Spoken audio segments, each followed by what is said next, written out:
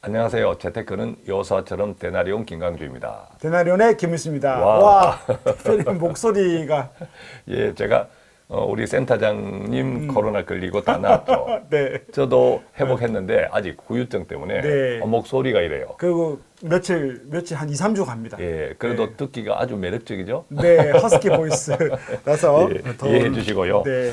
자, 오늘은 많은 분들이 특히 투자를 계속 하시고 있는 분들 조금씩 걱정스러운 이야기를 들려줘요. 그죠? 아, 요즘 걱정되죠. 특히 네. 매달 적립식 펀드를 하시고 있는 분들도 그런데 네. 오늘 한번 사례를 나눠보겠습니다. 네네네. 이분은 매달 10만 원짜리 네. 펀드 4개를 하고 있습니다. 4개를 그렇죠. 하고 있는데 안타깝게도 지금 마이너스 12%. 네, 뭐 어떤 건 8%, 어떤 예. 건 12% 이랬습니다. 네. 대체로 지금 언제 시작했느냐에 따라 다르지만 네. 예, 그런데 뭐 한 10년 전에 시작했다면 지금도 마이너스 아니에요.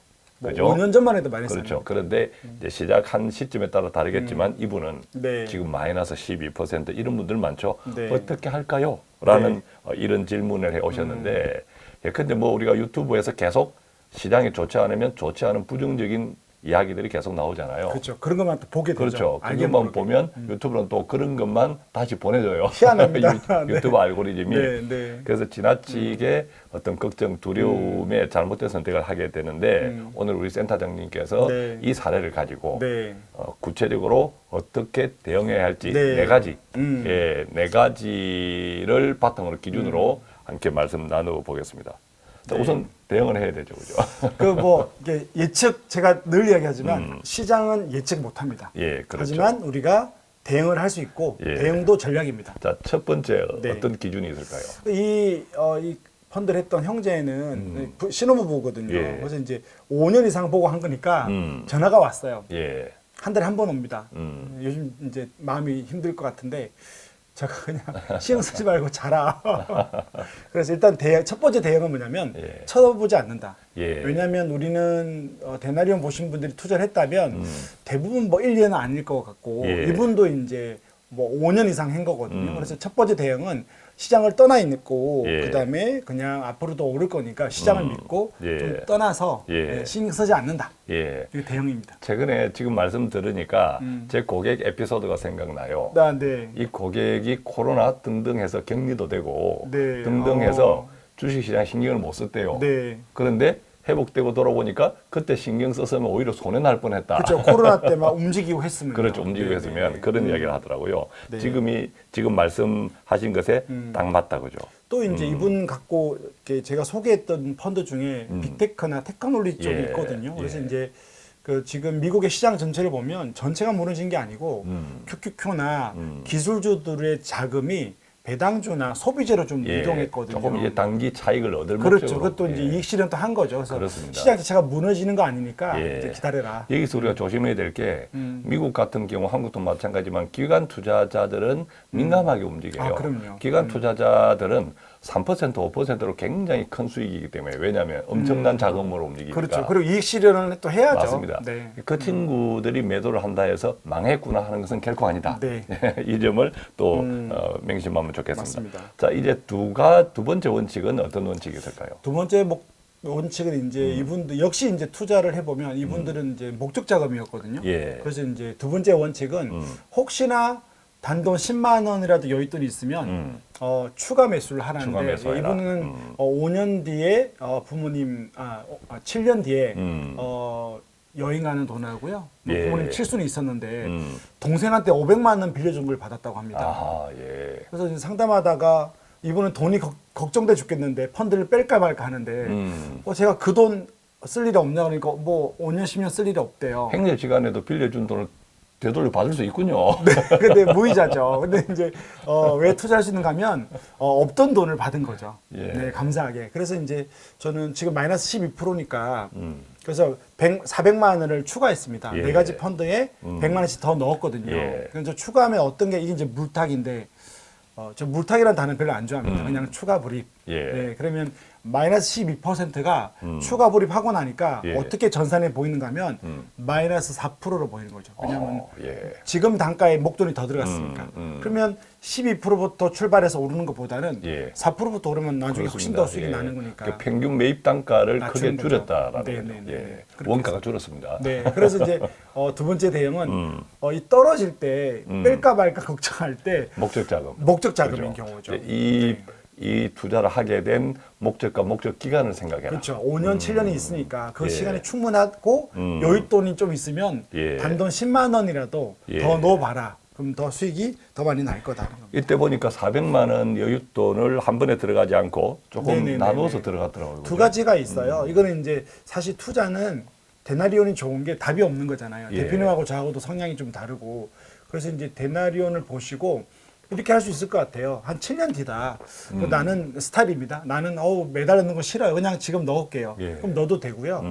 또 5월달에 이제 5월달에 연준의 그 임금이 뭐 예. 뭐 어떻게 올라갈지 모르죠. 한 0.5% 올 거라고 예상은 하는데 뭐 그거로 인해서 시장이 더 출렁인다. 예. 그러면 지금부터 뭐 몇 번 나눠 넣어도 되고 그건 이제 좀 자유롭게 해도 좋죠. 스타일대로. 예, 예. 네.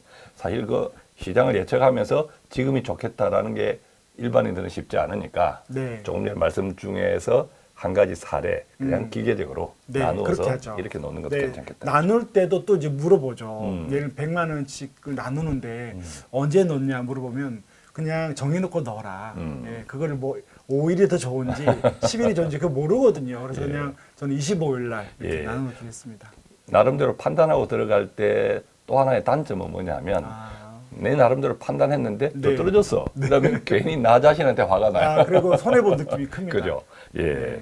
자, 이번에는 세 번째 원칙으로 가보겠습니다. 어떤 세 번째 원칙을 적용하면 어떤 대응이 나올까요? 세 번째는 펀드 중에서 유난히 상대적으로 더 마이너스가 된 것들이 좀 있어요. 예. 어떤 것들은 7%인데 제일 마이너스 많은 게 15% 떨어진 게 있거든요. 그러니까 평균적으로 12%가 떨어졌지만 예. 그게 이제 아시아 쪽, 중국 쪽이거든요. 지금 뭐 중국 때문에 뭐 샤트 문이 닫는다, 더 아시아 경제가 어려워진다 그러는데 이것도 지나가거든요. 그런데 그렇습니다. 사람들은 예. 더 떨어지면 얘를 빨리 더 망할까 싶어서 이 아시아 펀드를 빼서 다른 데로 옮기고 싶어 하는 거예요. 예. 그래서 이제 가능하면 손실난 상태에서 왜냐하면 그 시장이 무너지지 않거든요. 아시아나 중국이 무너지거나 뭐 부도가 나고 그럴 시장 자체가 무너지지 않으면 일시적으로는 견뎌라. 예. 그래서 이제 손실난 것들을 손실 확정해서 가지 말고 그냥 이것도 버티는 거죠. 그래서 특히 손실난 펀드를 좀 이익난 펀드로 옮기거나 그렇게 하는 것들을 좀 조심하자는 앞서 거죠. 또 여윳돈이 있으면 물타기 싫어한다. 그럼 오히려 이제 물타기. 아시아 쪽에 더 넣어도 되죠. 네. 예. 그렇게 해서 원가를 낮추는 거. 그렇죠. 그죠? 그거 낮추는 거죠. 자, 이제 네 번째 원칙에 따른 대응으로 가보겠습니다. 네 번째가 이제 제일 큰 원칙 같아요. 사실은 데나리온 영상을 보면 예. 저희가 이런 비슷한 방송을 했는데 이상하게 했는데 또 불안하고 또 힘든 거거든요. 그래서 이 자매나 형제도 이 내용을 모르는 게 아닌데 지금 마이너스 때문에 늘 걱정하니까 결국은 이제 공포와 두려움은 예. 지금 공포거든요. 제가 볼 때는 투자를 한 1년 하신 분들 또 주식을 안 하다가 믿음으로 잘 살다가 우리 데나리온 괜히 봐서 주식이나 펀드를 하신 분들은 공포감일 텐데 이 공포감은 반드시 지나가고 몇 년이 지나가면 반드시 오른다. 맞습니다. 는 믿음을 예. 가지시라는 거예요. 예. 항상 오르락 내리락 하지만 네. 하나님께서 만들어 놓은 자본주의는 항상 오르더라. 네. 근데 또 그건 있죠. 계속 오르면 우리가 교만해지고요. 맞습니다. 예. 이렇게 떨어질 때 이제 제가 체크하는 게 있습니다. 예. 그게 뭐냐면 우리의 돈이 욕심으로 그렇게 공부를 해놓고 예. 데나리온에서 5년 이상 하시라 여윳돈으로 하시라 했는데 한참 좋을 때 욕심으로 막 더한 거 없는지 예. 그리고 내 마음을 이렇게 안 좋을 때 점검하는 건 되게 좋은 것 같습니다. 맞습니다. 저희 우리 센터장님이나 제가 개인으로 일하는 것을 한마디로 딱 그 요점 정리를 하면 고객분들의 두려움을 대신 사고, 힘들어요. 그죠? 사고 네. 또 이렇게 불안을 자꾸 이제 네, 네. 위해 시켜주는 거죠. 네네. 그다음에 반대로 고객들의 탐욕을 조금 팔아주고 그렇죠. 하는 것이 저희 일인데 데나리온이 그 역할을 하고 음. 있다고 생각합니다. 네. 데나리온을 통해서 혹시 불안하다면 그 불안을 데나리온에 넘기시고 네, 우리가 맡겠습니다. 그 데나리온을 뽑음으로써 네, 네. 또 탐욕이 자기도 모르는 탐욕이 생겼다면 또 데나리온을 통해서 팔고 네. 예, 그런 그거 데나리온 좋네요. 예, 네. 되면 좋겠습니다. 그래서 공포와 두려움은 지나간다. 생각해 보시면 IMF도 한 2년 안 돼서 회복됐고요. 금융위기도 3년 걸렸고요. 맞아요. 코로나는 뭐 몇 달 걸렸어요.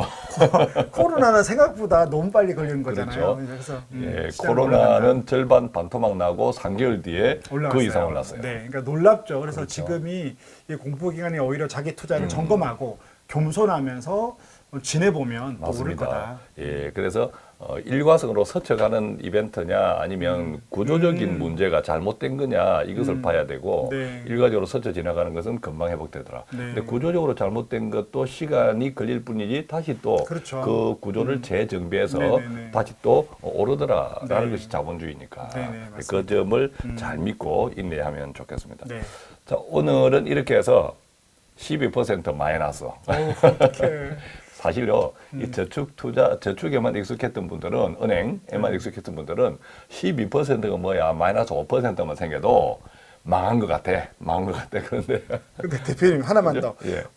우리의 대화에서 느껴지는 게 예. 지금 마이너스고 공포인데 저희들은 되게 즐겁게 하는 거 보면 예. 문제가 없을 것 같습니다. 예.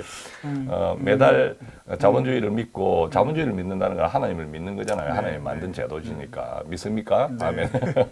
그렇다면, 우리가 떨어질 때도 하나님의 그 성장을 믿고 또 계속 원가를 떨어뜨리는 이게 지혜가 아닐까 네, 생각해 네. 보면서요. 오늘 마이너스 12%로 시작했던 이 이야기가 듣는 분들에게 플러스 12% 마음은 일단 네, 평안을 주는 네. 마음은 네. 플러스 12% 이상이 되기를 바라면서 저희는 여기서 마치겠습니다. 고맙습니다. 감사합니다.